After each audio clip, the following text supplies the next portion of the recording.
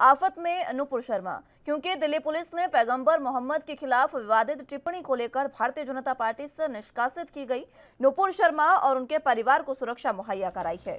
धमकी मिलने के बाद नूपुर शर्मा को सुरक्षा दी गई है।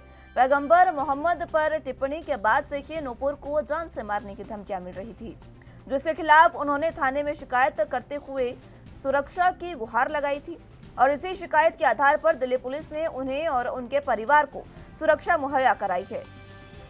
इससे पहले दिल्ली पुलिस ने बीजेपी की पूर्व प्रवक्ता नूपुर शर्मा को पैगंबर मोहम्मद के खिलाफ विवादित टिप्पणी के बाद जान से मारने की धमकियां मिलने की शिकायत के संबंध में प्राथमिकी दर्ज की थी और शर्मा ने उनसे मिल रही धमकियों का हवाला देते हुए पुलिस से सुरक्षा की गुहार लगाई थी, जिसके बाद उनकी सुरक्षा बढ़ाई गई और दूसरी तरफ सुरक्षा उनकी यहां बढ़ाई गई है और मुंबई में उनकी मुश्किलें लगातार बढ़ती जा रही है, क्योंकि नूपुर शर्मा को मुंबई पुलिस ने एक सम्मन जारी किया है, जिसमें नूपुर शर्मा को 22 जुलाई को पूछताछ के लिए बुलाया गया है।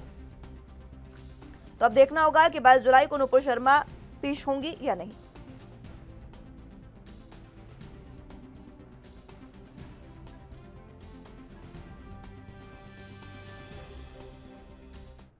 इसी खबर पर चर्चा के लिए इंदुकान दीक्षित जी वरिष्ठ पत्रकार के तौर पर हमारे साथ मौजूद हैं। बहुत स्वागत है दीक्षित साहब आपके एनबी न्यूज पर।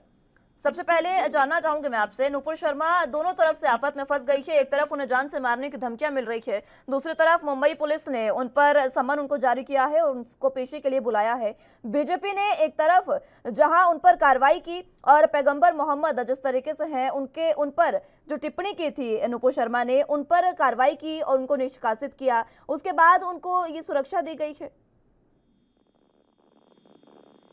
देखिए, वास्तव में नूपुर शर्मा ने बातें की थी, वो एक टीवी डिबेट आप जानती हैं कि जैसा उन्होंने अपनी बातें साफ की हुई कि हमने भावावेश में रोष में कह दिया था और उन्होंने माफी मांगी, तो इसके बाद ये मैटर हमारा मानना है कि खत्म हो जाना चाहिए। लेकिन पुलिस और कानून व्यवस्था में जो कार्रवाई के खिलाफ हो रही है, उसके पैरेलली उनको लगातार जान से मारने की धमकी, उनको मारने के लिए इनाम की घोषणा और उनको रेप करने की धमकी दी जा रही है।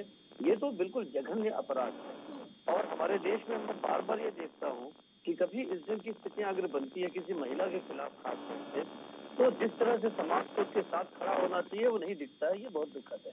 जी मुस्कान। ठीक है, लेकिन जिस तरीके से उन पर आरोप लगे हैं समुदाय विशेष पर उनकी भावनाओं को ठेस पहुंचाने के, अब इस तरीके के आरोप के बाद इस तरीके की धमकियां मिलना उनके लिए, अब कई समर्थक ऐसे भी हैं जो बीजेपी समर्थक है वो उनका अभी भी समर्थन कर रहे हैं, लेकिन कुछ लोग ऐसे भी हैं जो उनकी सुरक्षा की उनका विरोध कर रहे हैं।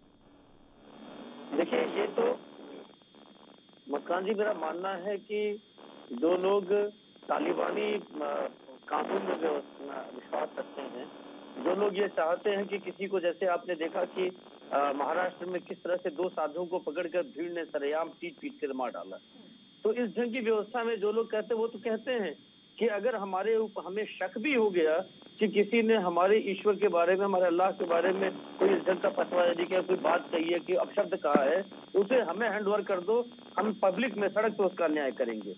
ये कानून व्यवस्था हमारे संविधान में नहीं प्रदत्त है। हमारे संविधान में ये है कि अगर आपको लगा कि उन्होंने ऐसी कोई बात कही है, उनके खिलाफ पुलिस कार्रवाई कर रही है। मुंबई पुलिस में भी किसी ने कंप्लेंट दर्ज कराया, वहां मुंबई में जैसा आपने कहा उनको समन जारी किया है, तो उनके खिलाफ कानून व्यवस्था के तहत, देखिए हमारे देश में जितने भी धर्म के लोग हैं आस्था वाले, वो सारे लोग ये मानते हैं, उनके तमाम मौलवी, उनके धर्मगुरु ये कहते हैं कि भारतीय संविधान में उनका विश्वास है। अब जब आपने आपत्ति की कि उनकी बातों से हमें नाराजगी है, वो हमारे धर्म पे, हमारे आस्था पे उन्होंने हमला किया, तो कानून में आपने शिकायत किया, कानून को अपना काम करने दें। अगर आप पैरेलली ये कहते हैं कि नहीं जी हम मार देंगे उसको, हमको हमारे हैंडओवर कर दो, हम सड़क पे उसको सजाए मौत दे देंगे, हम उसके साथ रेप करेंगे, तो ये तो आपके ये दिखाता है कि आप में नागरिकता की जो गुण है, जो सामान्य एटिकेट्स हैं, वो धर्म है, आप उसका निर्वाह नहीं कर रहे हैं, या आपको कानून व्यवस्था पे भरोसा नहीं है।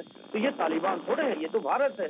भारत में भारत के संविधान और कानून व्यवस्था के हिसाब से कार्रवाई हो रही है और होनी चाहिए, और इस तरह के जो धमकी दे रहे हैं उनके खिलाफ भी पैरेलली पुलिस को सख्त कार्रवाई करनी चाहिए। जी मुस्कान। दीक्षित साहब, एक सवाल ये भी है, बीजेपी पर आरोप लग रहे हैं कि बीजेपी अपने कार्यकर्ताओं के साथ कभी खड़ी नहीं होती है और इसीलिए उनको निष्कासित किया गया और अब उनके साथ कोई साथ नहीं दे रही है बीजेपी। ये बीजेपी पर आरोप लग रहे हैं और दबाव पर कार्रवाई के भी आरोप लगे हैं बीजेपी पर। ये तो देखिए, आरोप लगाने के लिए कहते हैं ना कि कुछ तो लोग कहेंगे, लोगों का काम है कहना। मेरा ये मानना है कि बीजेपी ने बिल्कुल सही कार्रवाई की और समय पे कार्रवाई की है। समय आगे पीछे कोई बीजेपी न तो किसी से विपक्ष से पूछने जाएगी या किसी दूसरे देश से पूछने जाएगी कि हमको कब कार्रवाई करनी है, लेकिन उन्होंने जो कार्रवाई की, आप देखिए प्रज्ञा ठाकुर का केस आपको याद होगा भोपाल में, उन्होंने उन पे आरोप लगा था कि गांधी जी के बारे में कुछ बात कही थी, उन पे प्रधानमंत्री ने सीधे आक्षेप किया और उन पे कार्रवाई की गई। तो उसी तरह से इस पे कार्रवाई की गई है। और जो बीजेपी ने कहा, और जहां तक है कि बीजेपी साथ नहीं देती है, मैं इसको नहीं मानता हूं। प्रज्ञा ठाकुर के खिलाफ पार्टी ने कार्रवाई की, लेकिन साथ साथ पार्टी खड़ी भी रही कि जो उनके साथ नाइंसाफी हुई थी यूपीए 1 यूपीए 2 में, उसके मामले में उनके साथ रही। उनको लोकसभा के लिए टिकट दिया भोपाल से, उनको चुनवा करके लेकर गए वहां पे लोकसभा में। फिर आप कैसे कह सकते हैं कि बीजेपी साथ नहीं देती है? हाँ, ये मामला ऐसा था कि देखिए, भाजपा हो या कोई भी पार्टी हो, भारत में सभी धर्मों को बराबर का अधिकार है, सभी धर्मों की मान्यता है, सम्मान है। अगर किसी कार्यकर्ता ने या बड़े से बड़े नेता ने अगर किसी की धार्मिक भावना को ठेस पहुंचाया तो पार्टी ने उस पर कार्रवाई किया। अच्छा, एक चैनल होता है, उस पर विचार होता है, मामला जाता है और सोच समझ के कार्रवाई होती है। आप देखिए, दिल्ली में जो मीडिया के प्रभारी थे उनको सीधे पार्टी से बर्खास्त कर दिया गया। इससे बड़ी कार्रवाई क्या चाहिए? विचार किए बिना अगर आप कार्रवाई करते हैं तो वो अनुचित होता है, मैं मानता हूँ।